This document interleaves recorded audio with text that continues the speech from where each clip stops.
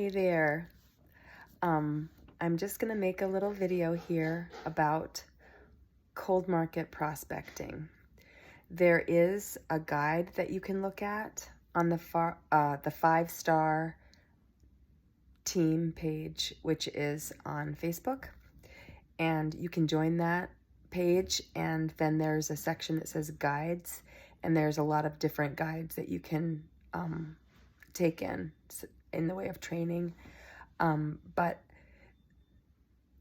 this little video is just to give you a little bit of a personal testimony and some different tips that I've learned along the way with regard to cold messaging prospecting, because that's essentially the way that I've built my business.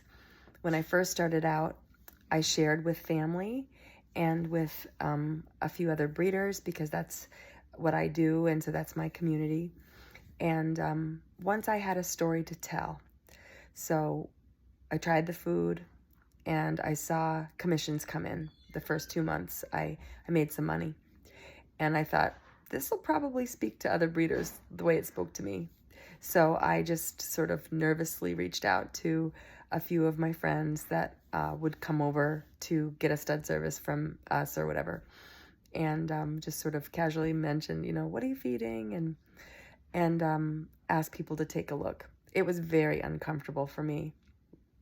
I'd done a direct sales company before, and I didn't like that feeling of, trying to get someone to do something that will just benefit me. Like, I want to try to get this person.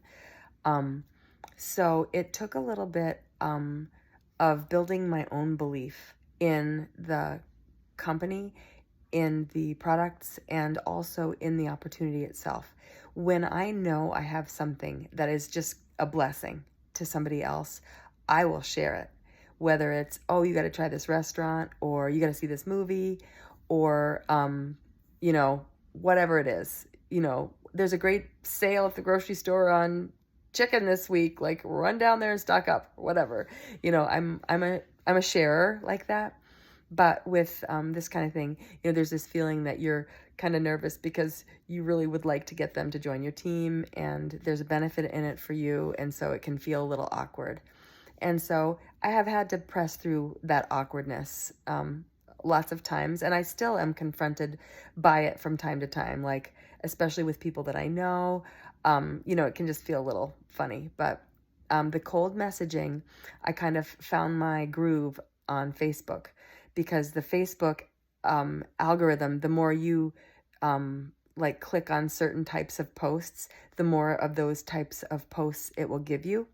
And so for me, as a breeder, I started searching and clicking on other breeders, and now it's pretty much my whole feed.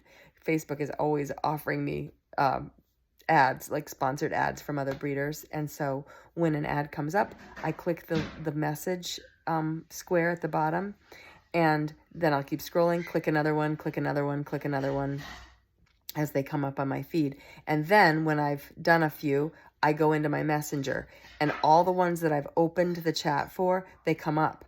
And then I copy and paste a message. I have a paragraph that I have used for quite a while now that kind of conveys my story a little bit, and also a little bit of my personality, I guess. It feels genuine to me. When I send it, it feels like me and my voice. And so I send that, and then if people say, yeah, send me more, I have a couple of different little videos that I like to send, if that seems appropriate, or, it just depends on what they're saying, what they're asking. And if they're not a breeder, if they're like a different type of pet person, then I sometimes will tailor it to their angle or whatever. But when someone says, yeah, send me more info, then I just start the follow-up process with them. It's very seldom that someone says, oh, wow, yeah, let's join. It's usually a process of reaching out again and again, keeping it positive, keeping it friendly, and just saying, anything else I can answer? What are you thinking? Would you like to get on a phone call? Sometimes I'll leave a voice memo, because I think that my voice is more genuine, and sometimes it just gives people the impression that they're speaking with a real person and not just, texting with a random stranger or whatever. So anyway, it is through messaging and then following up. They say in this business, the fortune is in the follow-up, and you really do. You have to keep track. I kept a notebook for a long, long time until I had so many contacts that the notebook was too overwhelming and I couldn't keep it all straight. And then I subscribed to a customer relations manager called Teamzy, Teamzy, and I pay like $15 a month, and you can plug your contacts into that, and then each day it will kind of bring up the list of contacts that you need to reach out to that day. And so it's been a really, really valuable tool for my business.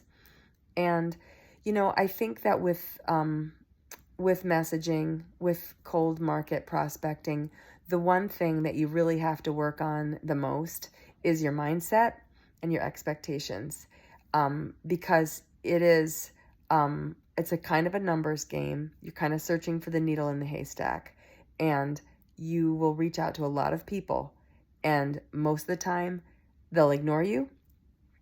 Sometimes they'll respond with no thank you. Sometimes they'll respond with, something a little less friendly than no thank you even.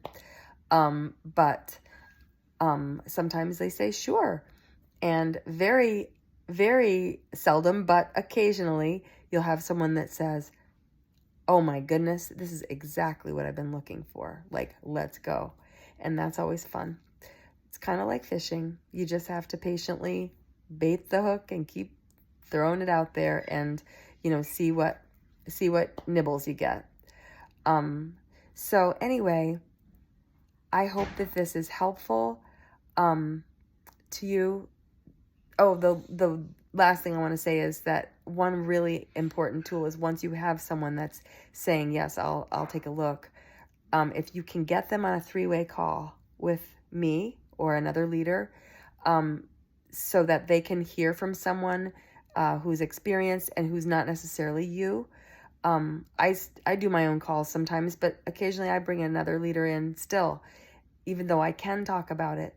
It's the reason that we'd like to recommend the 3-way call is because whatever you're doing, you want the person who you're recruiting to feel that it's something they could do also. And so by saying, hey, I'm going to bring a leader in and they're going to talk to you, that makes it a duplicatable process for your prospect, if that makes sense. Like, oh, all I need to do is get someone on the phone and then Heather will talk to them. I can do that. Like, I don't know much about this business, but I can connect my friends with you, and you can do the talking. And so the 3-way call is a great tool. So anyway, I hope that this is helpful. I'm learning as I go too. I'm definitely not an expert, but I think that mostly to build up your mindset, to listen to the Fast Start training and to the cold market prospecting guides and training will be helpful to you, as far as just building up your belief and your faith that this is something that is going to pay off, and then realizing with your expectations that it's not overnight success, and that there are a lot of, you're going to be sifting through a lot of people to find the ones that are going to say yes. But they are out there. The yeses will come. If you stick to it, if you make a goal and say, I'm going to do 10 reach outs a day, 5 days a week. If you're reaching out to 50 people a week like that, you will eventually have people join your team. It might be sooner, it might be later, you never know, but you'll taste some success, and then learn to mentor those people and, build a team. So anyway, I hope that helps. This is 10 minutes long. I didn't mean to go that long, but I hope that it's a helpful and encouraging little overview for you.